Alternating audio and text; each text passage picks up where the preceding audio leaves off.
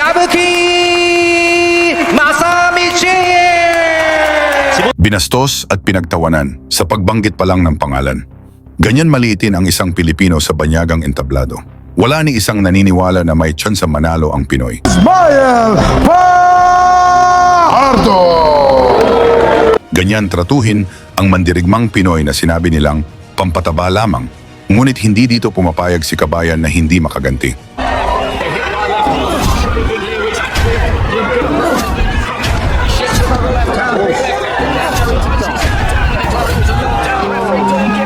Lagi ng sundan, huwag magpapahuli.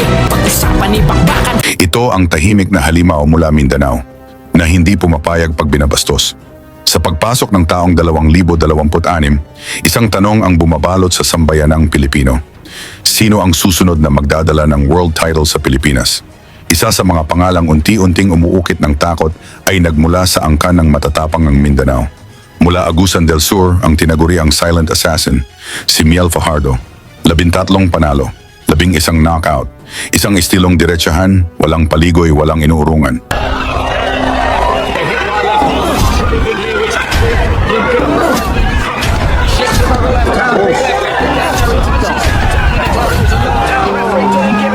Isang IBF Pan-Pacific Flyweight Champion nang talunin nito si Esneth Domingo.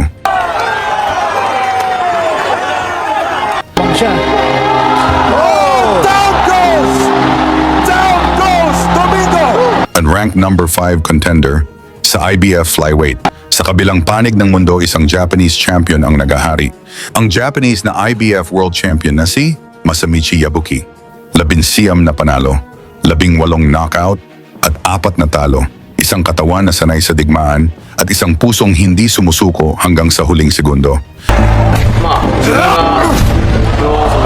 Nagmula ito sa round 12 technical knockout na panalo kontra kay Felix Alvarado at nadepensahan ang kanyang IBF title.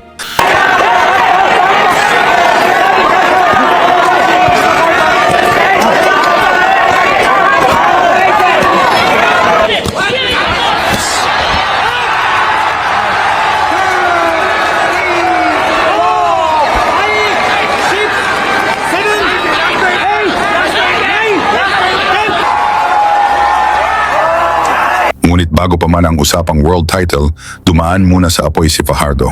Matapos ang 4 na sunod-sunod na knockout sa Pilipinas, dumating ang pinakamalaking laban ng kanyang karera.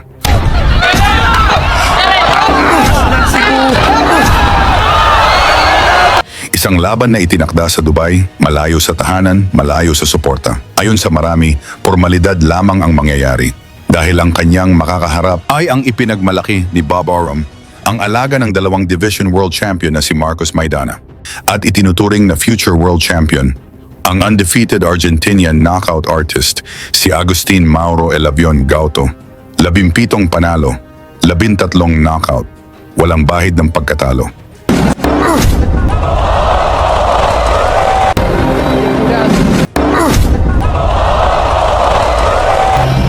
Puno ng titulo, puno ng kumpiyansa.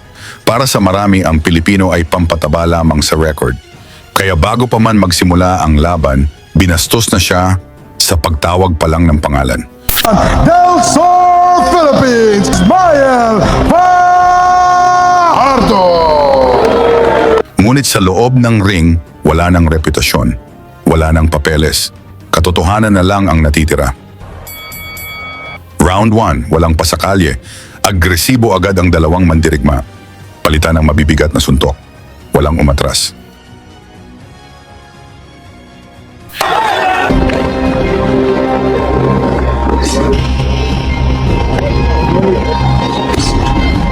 Nice work, isn't it? Just a little thing with the eyes running to the belly. Like a nice jab to the head.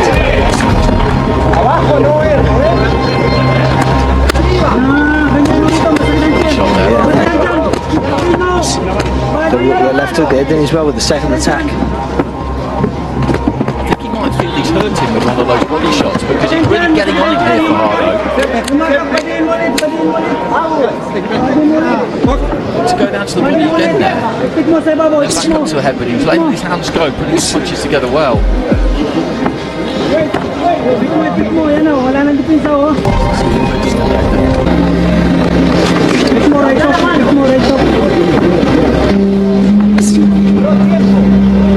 jabbing the front goal, so he's been a bit Well, do you think he got through solidly with one of those yeah, body it shots? did, yes, particularly the second one for me. Just got into a shot.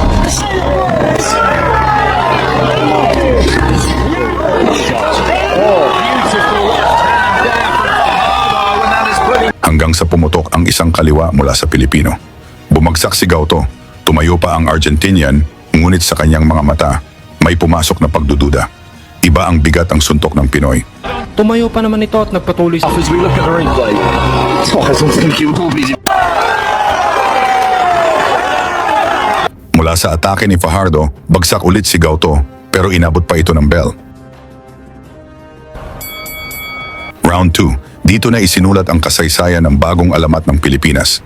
Gustong bumawi ng kampeon, ngunit ang Pilipino matiyagang naghahanap ng tamang tiempo. the referee didn't give it a second here with touchdown as well. Fajardo just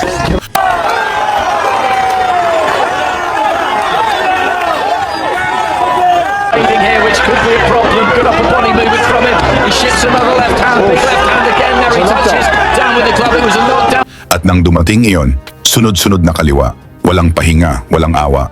Bumagsak muli si Gauto. Tumayo pa, ngunit lutang na ang kaluluwa. Ramdam na ang wakas. That's the problem. He's letting his own hands go. He's showing a ton of bravery and heart in there, but hit clean. He's going to go down.